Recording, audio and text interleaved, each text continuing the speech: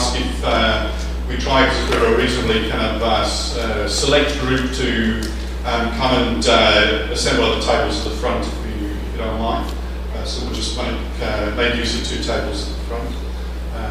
So Boris and if we just sort of move to the front, and then we're sort of in at least in one place for the first part of this this workshop.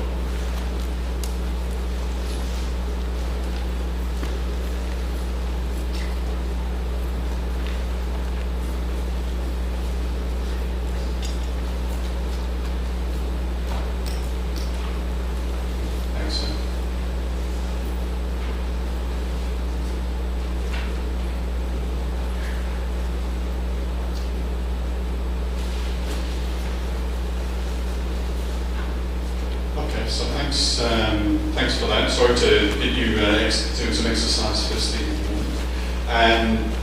If I could just start, what I'd like to do first is just have a quick round of who we all are, so we have a sense of who's in the room, and we've got some degree of flexibility in how we want to run this session, so we can kind of adjust a bit according to what people's interests are, where they're coming from.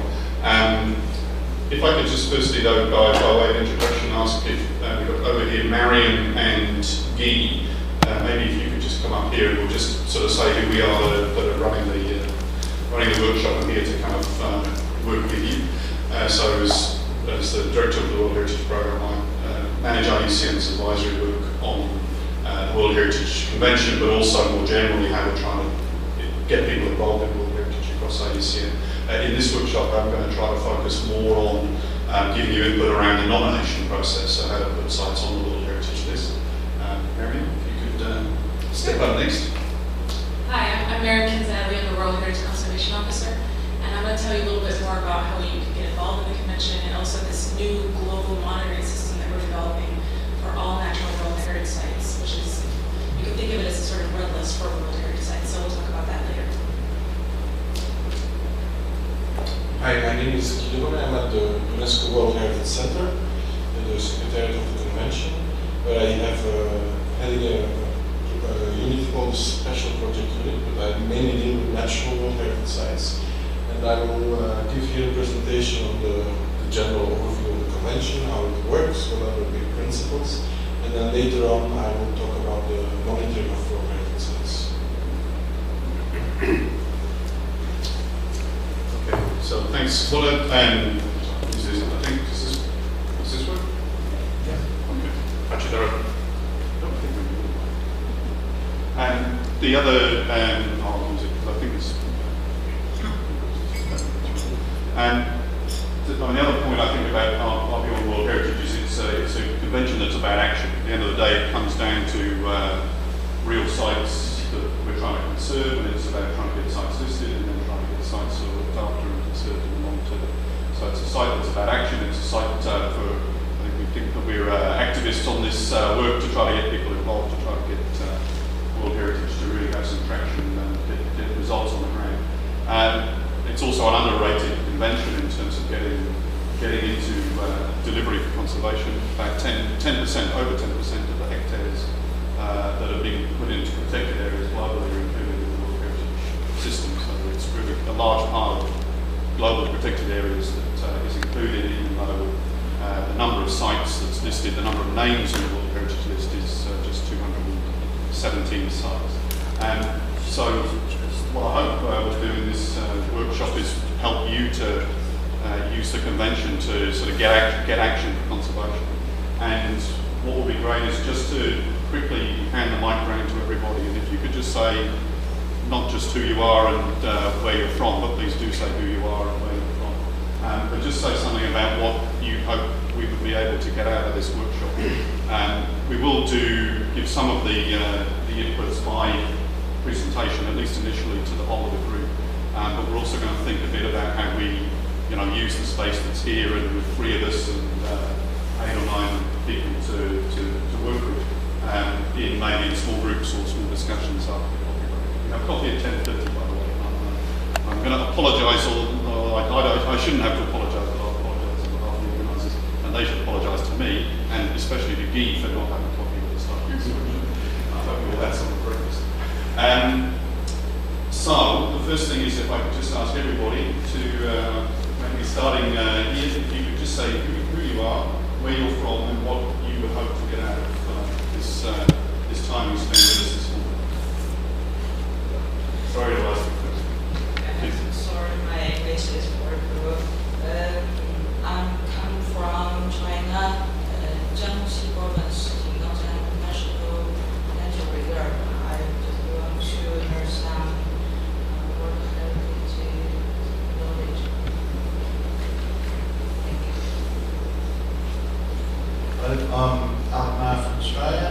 I'm interested in just trying to learn more about convention, where the opportunities and threats are, and really get a bit of an action plan that helps involve broader civil society, but also strengthen the communication mechanisms. Hi, I'm Cécile Gasha from France. Just the same to know more about the convention, the implementation, and also maybe the way to cooperate with southern countries. John Sparanda. I work for Ministry of Environment from Romania. I'm in charge of the coordination of national network for media sites. I'm Hannah from Australia. I often get asked at the Cultural Heritage Centre where I live in the National Capital in Australia. I get asked to explain the differences between IUCN's work, World Heritage Convention, and IGNOS's work, the convention, and to try and build bridges across the two in terms of cultural landscapes and trading routes and recognition of Indigenous and local communities. And I don't have it. I mean, I have some experience which we're not a lot of time to switch around. So good morning everyone. My name is Boris Serg. I'm Director of IUCN Program Office of Southeastern Europe, an active WCPA member, and recently always having a passion for World Heritage. Recently I've been involved in two upstream processes, so being directly involved in the World Heritage process.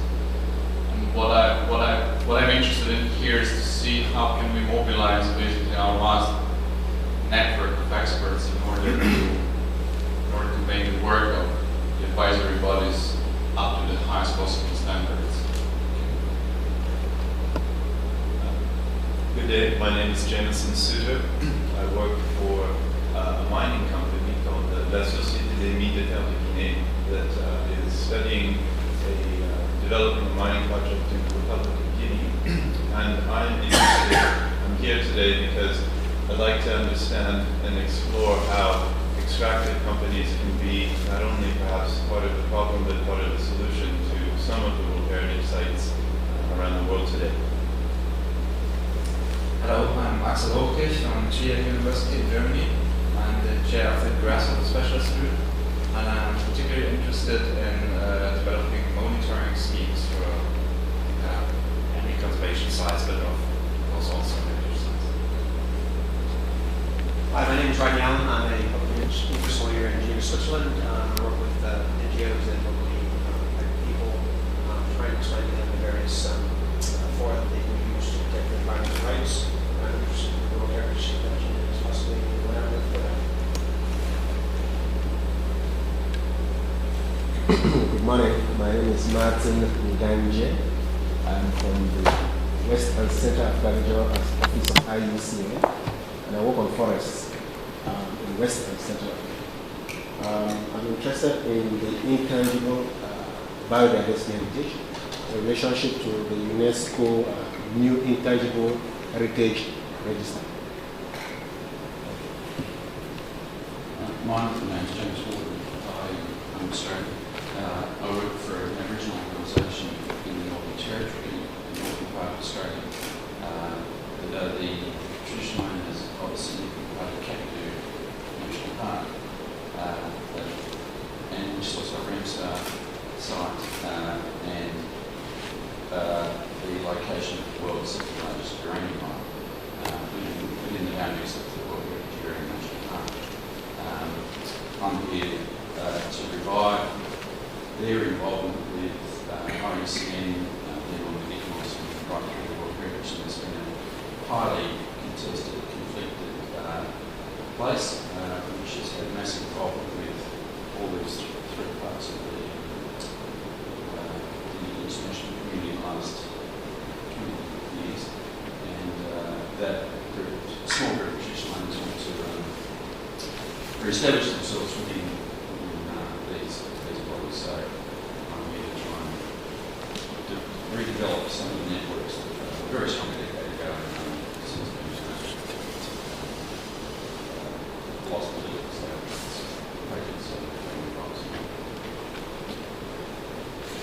okay, thanks very much. I think maybe just to conclude that this is also, I hope, something of a two-way process for us, because I think part of what I hope we'll get out of just discussing with you the convention is to learn from you a point which I think Alec and Boris made and Mariam and I were talking about over breakfast, which is why don't we have 50 people in this room, and how do we mobilise, how do we make the convention, which is an easy and fantastic idea, but difficult to access and complicated, and something which people have much greater engagement in. So I think if you can help us to think, feedback to us, that we can feedback all the process. What would help the convention to engage better with conservationists and people that want to contribute? That would be a great thing for us as well. So what we'll do, as I say, we'll take a little bit of a stock take at the coffee break in terms of how we want to work, but we'll open up with a presentation to introduce the convention and how it works by Guy.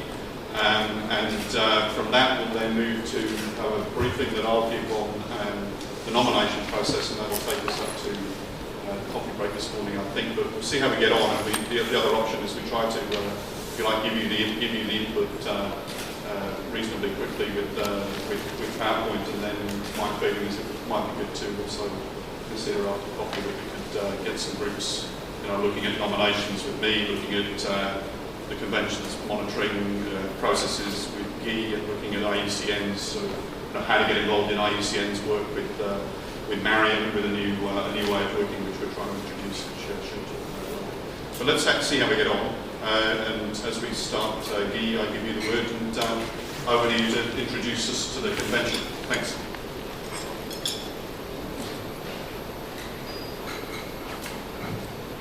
This looks a little bit academic this way, but we're a small group, and probably also with some diverse knowledge already on the convention. So perhaps some things you already know, I don't know. So if it's going too slowly, please tell me, we can speed up. If it's going too quickly, you can also tell me. And also I think, since we're a very small group, we can really also interrupt, and if there are questions, or if you want to discuss something, one of the issues that I'm presenting, I think we can just interrupt and not necessarily wait until the end of the presentation to and have a question and answer session as classically is. So basically, we're talking about the World Heritage Convention. We know a lot of the sites in the world, the famous sites that are on the World Heritage list, like the Taj Mahal in India.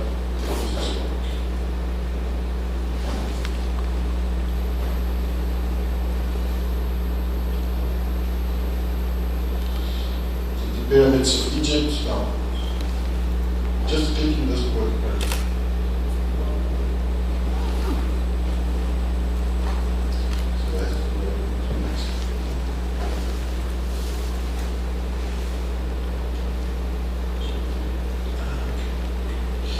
Okay, the pyramids of Egypt, everybody knows. But we also have quite a number of natural sites. The convention is actually, I think, more known for the cultural sites than for the natural sites. Think of the Grand Canyon in the United States, the Galapagos Islands in Ecuador, or Sagamata National Park in Nepal, which has the highest mountain in the world, Los Glaciares in Argentina. These are just some examples. Virunga National Park with the mountain gorillas in DR Congo.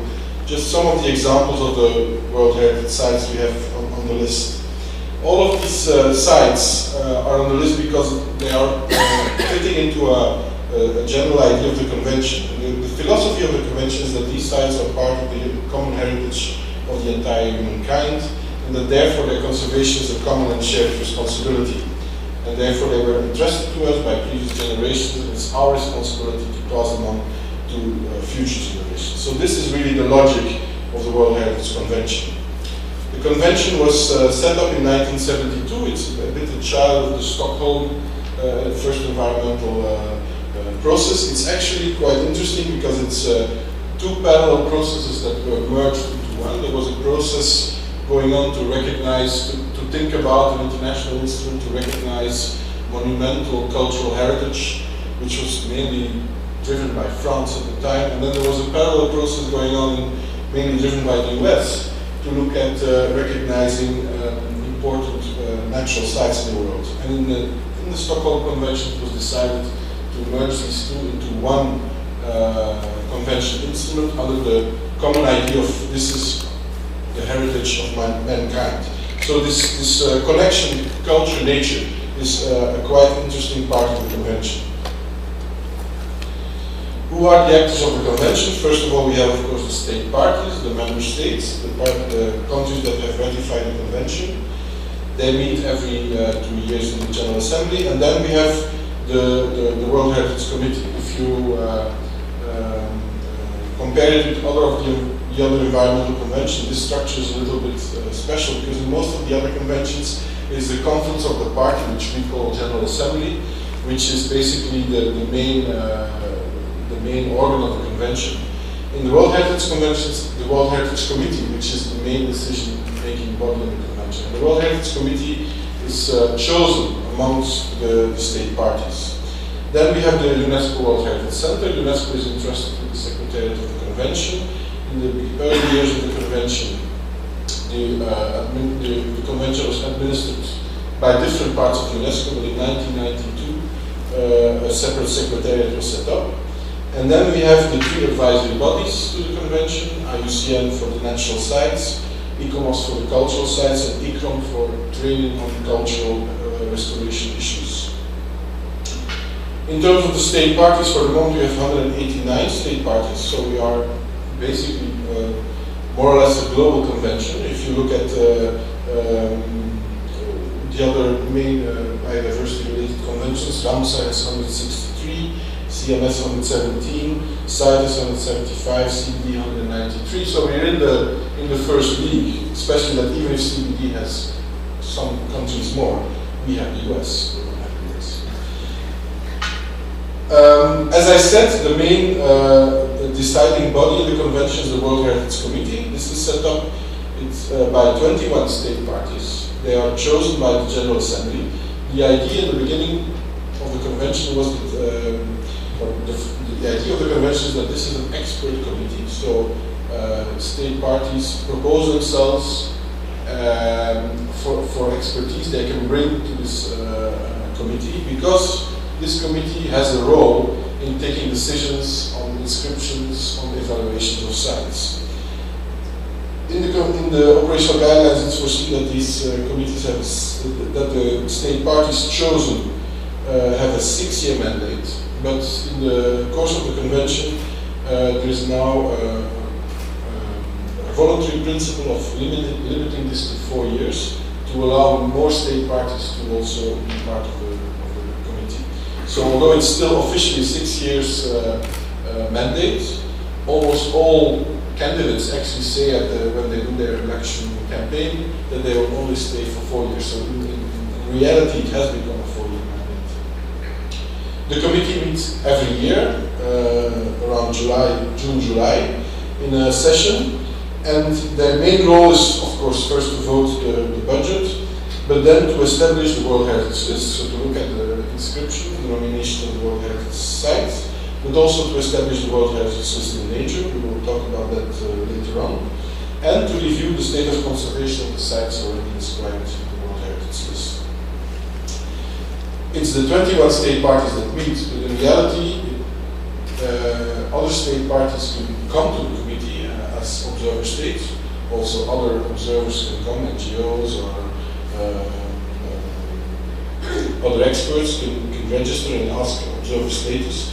So in reality, you have a situation where you have basically up to 1,000 people in the room, but then the 21 committee members talking and taking decisions while the others are looking. They can ask for to speak, but we have since we have to review so many nominations, so many state of conservation reports, there's actually very little interaction with the observers during the committee, apart from, of course, the back and forth discussions.